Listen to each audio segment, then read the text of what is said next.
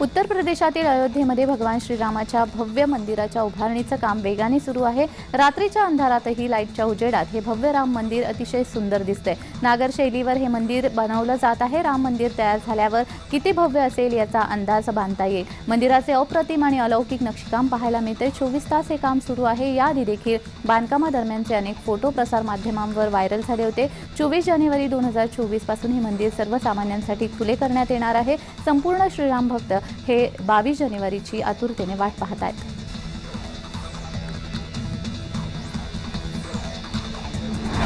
विश्व हिंदू परिषदेतर्फे छत्रपती संभाजीनगर शहरामध्ये नागरिकांना घरोघरी जाऊन तांदूळ आणि पत्रिका देऊन राम मंदिर उद्घाटनाचं निमंत्रण दिलं जात आहे। विशेष म्हणजे ज्यांना अयोध्येला जाणं शक्य नाही त्यांनी आपल्या घरी श्रीरामाची पूजा करून अक्षता वाहाव्या आणि दिवाळीप्रमाणे घरामध्ये आणि घरासमोर दिवे लावावे असं सांगण्यात येते। अयोध्येतील राम मंदिराचं उद्घाटन आपल्या घरातील टीव्हीवर प्रत्यक्ष पाहता येईल असं निमंत्रण पत्रिका देते वेळेस सांगण्यात येते।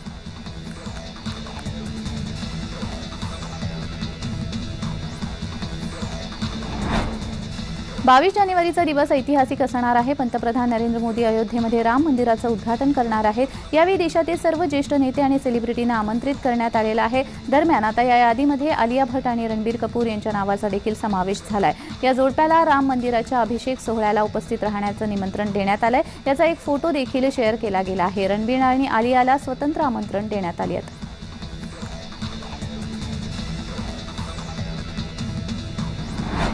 उत्तर प्रदेशचे मुख्यमंत्री योगी आदित्यनाथ अयोध्येमध्ये पोहोचले आहेत। योगी आदित्यनाथ यांनी हनुमानगढी येथे दर्शन घेतलं। राम मंदिर प्राणप्रतिष्ठा कार्यक्रमासंदर्भात ते आढावा घेणार आहेत।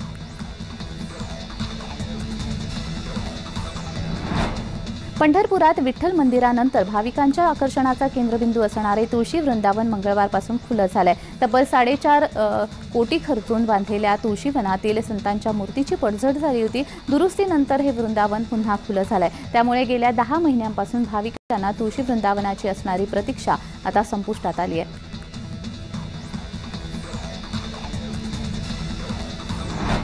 मालदीव येथील 3 मंत्र्यांनी भारताचे पंतप्रधान नरेंद्र मोदी यांच्यावर टीका केली। त्यामुळे येथील सरकारने तिघांना निलंबित केले असून भारतातील पर्यटन कंपन्यांनी मालदीवच्या टूर रद्द केलेल्या आहेत। पुण्यातून मालदीवला जाणाऱ्या पर्यटकांचा प्लॅन देखील मागे घेण्यात आलेला आहे। पर्यटन कंपन्यांनी मालदीव ऐवजी इतर ठिकाणी जाण्याचे पर्याय सुचवणे सुरू केलेले आहे।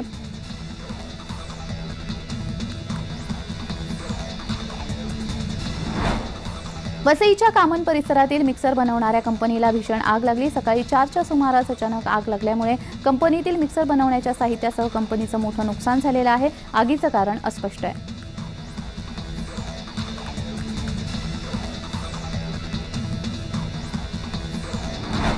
हवामान अंदाजानुसार 2 दिवस ढगाळ वातावरण आणि पाऊस पडण्याची शक्यता वर्तवली जाते। मंगळवारी बारामती तालुक्यामध्ये सकाळपासून ढगाळ वातावरण आहे। काही ठिकाणी पहाटे तुरळक पाऊस देखील झालाय। याचा फटका द्राक्ष बागांना मोठ्या प्रमाणामध्ये बसणार आहे। यामुळे द्राक्ष बागायतदार शेतकरी हे या ढगाळ वातावरणामुळे चिंतेत पडले आहेत।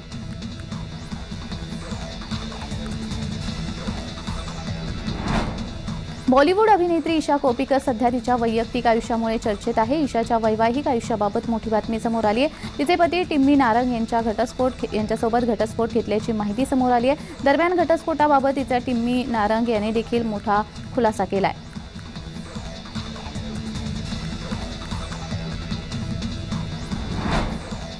गोव्यातील एका उच्चपदस्थ अधिकारी असलेल्या महिलेने आपल्या 4 वर्षाच्या मुलाला ठार करून पलायन केलं आहे। आरोपी महिलेला कर्नाटकामध्ये अटक करण्यात आली आहे।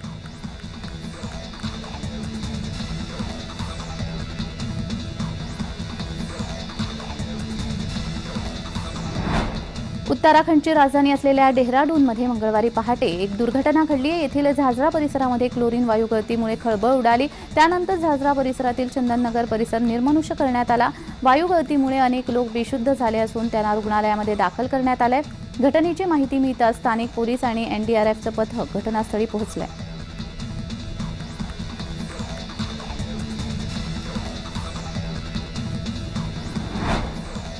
विविधांगी भूमिका साकारणारा अभिनेता प्रसाद ओक याच्या नव्या घरी मुख्यमंत्री एकनाथ शिंदे यांनी भेट दिली आहे। प्रसाद ओक यांनी इंस्टाग्राम पोस्ट करत मुख्यमंत्री एकनाथ शिंदे घरी आल्याची माहिती दिली। प्रसाद ओक यांनी आपल्या पोस्टमध्ये मुख्यमंत्री एकनाथ शिंदे यांचं तोंड भरून कौतुक केलंय। 2024 नववर्षाच्या सुरुवातीलाच प्रसाद ओक नव्या घरामध्ये शिफ्ट झाला होता। त्याने एक व्हिडिओ पोस्ट करत याबाबतची माहिती दिली होती।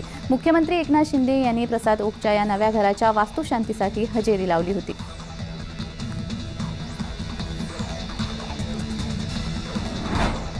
वांद्रे येथील चेतना कॉलेज येथे सोमवारी 8 जानेवारी रोजी मुंबई उपनगर जिल्हा नियोजन समितीची बैठक आयोजित करण्यात आली होती। मुंबई उपनगरातील वाढत्या अनधिकृत बांधकामाचे पडसाद या बैठकीमध्ये उमटले। गेल्या अनेक दिवसांपासून यात वाढ झाली असून याकडे प्रशासनाचं पूर्ण दुर्लक्ष होत असल्याची टीका अनेकांकडून करण्यात आली।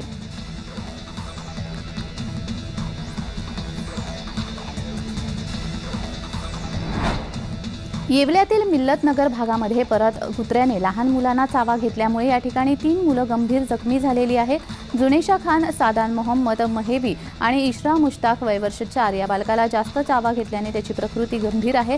तरी भटक्या कुत्र्यांचा धुमाकूळ शहरामध्ये वाढला असून प्रशासन सर्रास दुर्लक्ष करत असल्याचा आरोप स्थानिक रहिवासी करत आहेत। तरी या भटक्या कुत्र्यांचा बंदोबस्त करण्याची मागणी होताना दिसते।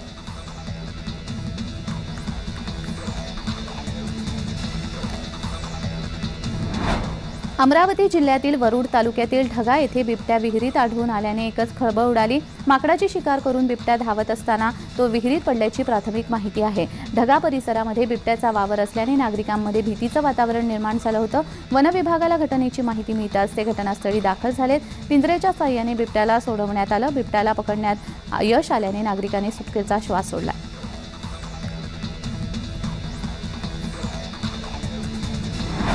धारावी पुनर्विकास प्रकल्पाच्या अंमलबजावणीकरता स्थापन करण्यात आलेल्या विशेष हेतू कंपनीवर संचालक म्हणून 2 शासकीय अधिकाऱ्यांची नियुक्ती करण्यात आलेली आहे। संचालक मंडळाच्या कार्यकारी अध्यक्ष या पदावर धारावी पुनर्विकास प्रकल्पाचे विशेष कार्यकारी अधिकारी यांची नियुक्ती करण्यात आली आहे।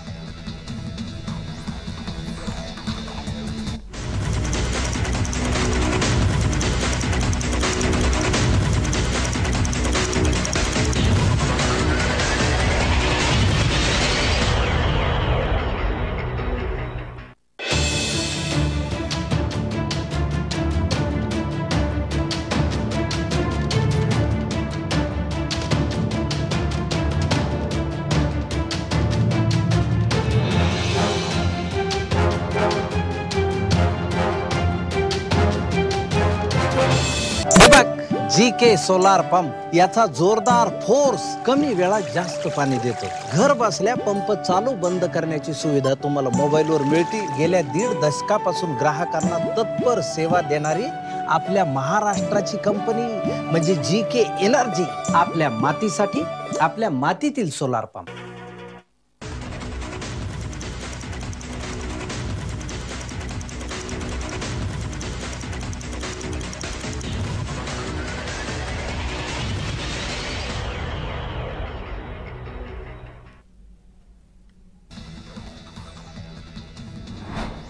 मुंबईत होणाऱ्या मनोज जरांगे यांच्या आंदोलनासाठी धुळे जिल्ह्यातून तब्बल 400हून अधिक ट्रॅक्टर जाणार आहेत। त्यासाठी सकल मराठा समाजाच्या वतीने ट्रॅक्टर नोंदणी सुरू झाली आहे। मराठा समाजाला आरक्षण मिळावे या प्रमुख मागणीसाठी मराठा समाजाचे नेते मनोज जरांगे यांच्या नेतृत्वामध्ये मुंबई येथे 20 जानेवारी रोजी आंदोलन होणार आहे। मुंबई येथे होणाऱ्या आंदोलनासाठी धुळे जिल्ह्यातून तब्बल 400 ट्रॅक्टरच्या माध्यमातून 10 ते 12 हजार मराठा समाज सहभागी होणार आहे।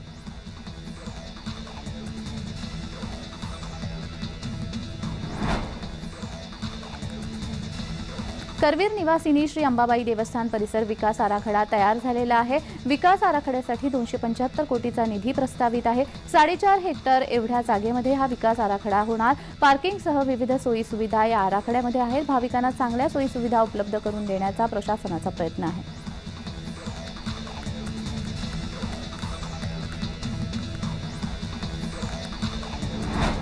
कांदिवली ते दहिसर भागामध्ये उद्या मंगळवारी पाणी पुरवठा कमी दाबाने होणार आहे। त्यामुळे या परिसरातील नागरिकांना मंगळवारी पाणी टंचाईचा सामना करावा लागू शकतो। दहिसरमधील पाणी पुरवठ्यावर जास्त परिणाम होणार आहे।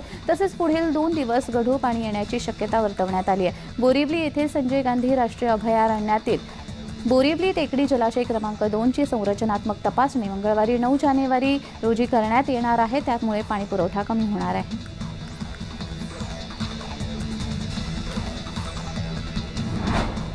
गेले 2 महिने मुंबईतील हवेची गुणवत्ता खालावली होती. त्यामुळे ऑक्टोबर ते डिसेंबर दरम्यान अनेकदा मुंबईतील हवेचा दर्जा मध्यम असल्याचं दिसून आलं. या 2 महिन्यामध्ये मुंबईतील सरासरी निर्देशांक 150 ते 200 पर्यंत असल्याचं दिसून आलं. मात्र आता जानेवारीच्या सुरुवातीपासूनच मुंबईतील हवेच्या दर्जामध्ये सुधारणा होत असल्याचं दिसतंय.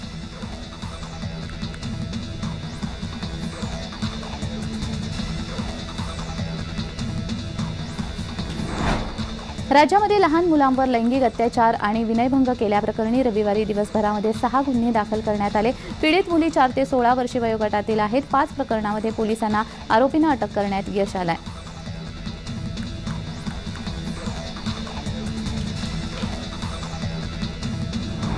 आज देशात विविध ठिकाणी पावसाची शक्यता वर्तवण्यात आलेली आहे. हवामान विभागाच्या अंदाजानुसार दक्षिण भारतामध्ये जोरदार पावसाची हजेरी पाहायला मिळणार आहे. IMDने वर्तवलेल्या अंदाजानुसार पुढील 24 तासामध्ये तमिळनाडू किनारपट्टी भागामध्ये काही ठिकाणी मुसळधार पावसाची शक्यता वर्तवण्यात आली आहे. सोबतच पूर्व राजस्थान, पश्चिम मध्य प्रदेश, मध्य महाराष्ट्र, तमिळनाडू, पुदुचेरी, कराईकल किनारी आणि दक्षिण अंतर्गत कर्नाटक, केरळ, माहे आणि लक्षद्वीपमध्ये गडगडाटासह पावसाची शक्यता वर्तवण्यात आली.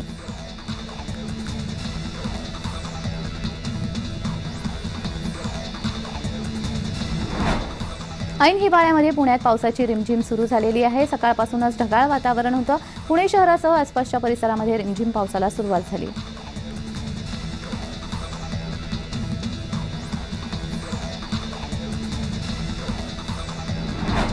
महाडमध्ये अवकाळी पावसाने हजेरी लावली. महाड शहरासह तालुक्यामध्ये अवकाळी पावसाच्या सरी बरसल्या. पहाटपासूनच रिमझिम पाऊस कोसळत आहे. तूर, मूग, पावटा या कडधान्य शेतीला या पावसाने धोका निर्माण झालाय. आंबा आणि काजूच्या पिकासाठी खराब वातावरण निर्माण झालंय.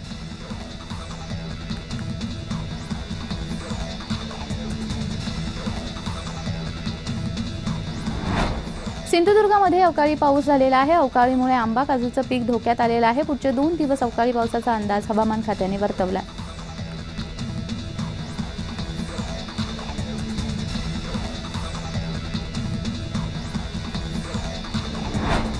देशात इतर राज्यांमध्ये कडाक्याची थंडी आहे, तर तमिळनाडूमध्ये मात्र मुसळधार पाऊस सुरू झालाय. काल या ठिकाणी झालेल्या अतिवृष्टीमुळे सर्व जिल्ह्यातील शाळांना सुट्टी जाहीर करण्यात आली, तर काही विद्यापीठांच्या परीक्षा पुढे ढकलण्यात आल्या. तमिळनाडूमध्ये अनेक जिल्ह्यांमध्ये मुसळधार पावसाने हजेरी लावली. राज्यात मुसळधार पावसामुळे निर्माण झालेली परिस्थिती लक्षात घेऊन या सर्व जिल्ह्यांच्या जिल्हाधिकाऱ्यांनी शाळा, महाविद्यालयांना सुट्टी जाहीर करण्याचा निर्णय घेतला.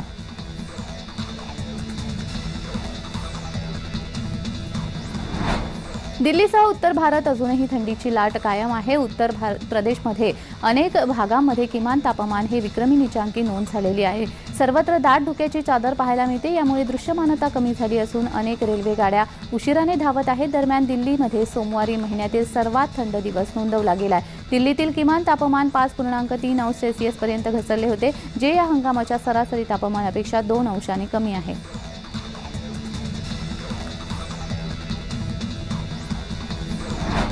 पुणे शहराच्या मध्यवर्ती भागामध्ये पाणी पुरवठा विस्कळीत झालेला आहे. नव्या जलवाहिनीचं काम सुरू असल्याने शहरातला पाणी पुरवठा विस्कळीत होणार आहे. त्यामुळे पुणेकरांवर पाणीबाणीची समस्या उद्भवणार आहे. पुणे शहरात सोमवारपासून 22 जानेवारीपर्यंत नव्या जलवाहिनीचं काम सुरू राहणार आहे. त्यामुळे पुण्यात काही भागामध्ये पाणी कपातीची समस्या निर्माण होणार आहे. पुण्यातील पर्वती जलकेंद्रापासून अनेक नव्या जलवाहिनी सुरू करण्यात येणार आहेत. त्यामुळे या कामासाठीच पुणे शहरातील मुख्य पेठांमध्ये देखील कमी दाबाने पाणी पुरवठा होणार आहे. त्यामुळे पुणे महापालिकेने पुणेकरांना पाणी जपून वापरण्याचं आवाहन केलंय.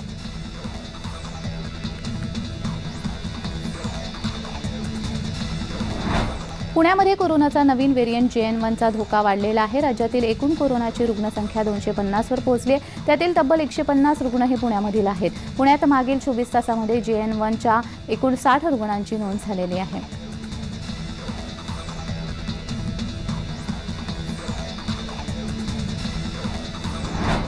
देशातील पहिल्या मुंबई अहमदाबाद बुलेट ट्रेन प्रकल्पाचे 100% भूसंपादन पूर्ण झालेले आहे. या प्रकल्पासाठी 8 जानेवारी 2024 पर्यंत महाराष्ट्र, गुजरात, दादरा नगर हवेली येथील 1349.49 हेक्टर जागा ताब्यात घेण्यात आली आहे. या प्रकल्पासाठी आवश्यक असलेल्या जागेपैकी 1.12% जागा ताब्यात घेणं बाकी होते. ती जागा ताब्यात घेण्यासाठी प्रशासनाला 1 वर्षाचा कालावधी लागला. दरम्यान आवश्यक असलेल्या जमिनीचा ताबा मिळाल्याने पुढील कामे वेगात सुरू आहेत, अशी माहिती नॅशनल हायस्पीड रेल्वे कॉर्पोरेशन लिमिटेडकडून देण्यात आली आहे.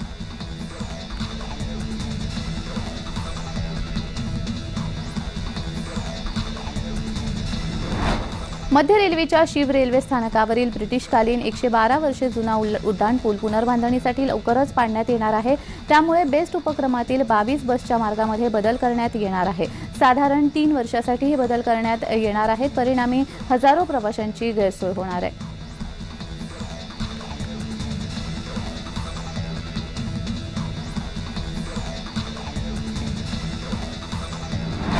सरकारच्या महत्त्वाकांक्षी प्रकल्पापैकी एक असलेल्या शिवडी न्हावा सागरी सेतू महामार्गाचे म्हणजेच अटल सेतूचे लोकार्पण येत्या 12 जानेवारीला पंतप्रधान नरेंद्र मोदी यांच्या हस्ते होणार आहे। या मार्गावरही विजेच्या खांबावर LED फुलपाखरं लावण्यात येणार आहेत। येत्या 6 दिवसात हे सुशोभीकरण करण्याची जबाबदारी मुंबई महापालिकेवर सोपवण्यात आली आहे।